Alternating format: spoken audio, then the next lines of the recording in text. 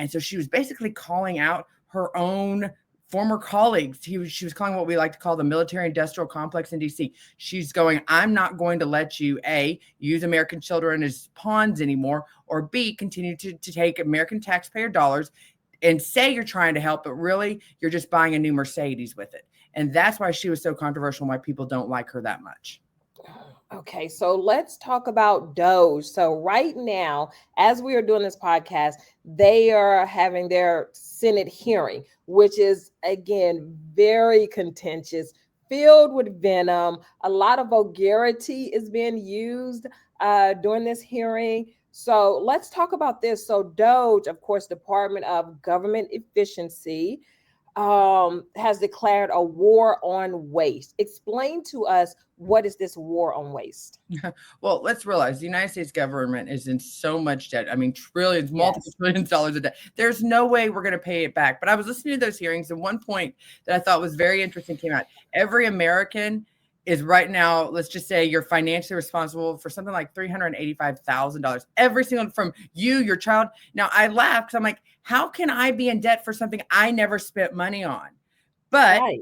our representatives spent our money saying that, basically signing our name to that paycheck, each one of us, so that each of us is $385,000 in debt.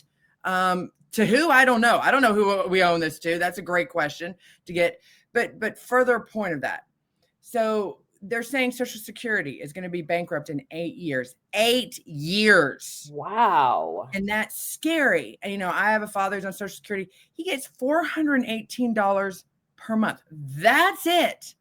His Medicare premium is more than what he pays in Social Security. So we have to supplement it on our own to pay just for him to have health insurance. And this has just been within the past year. He's been able to actually get it.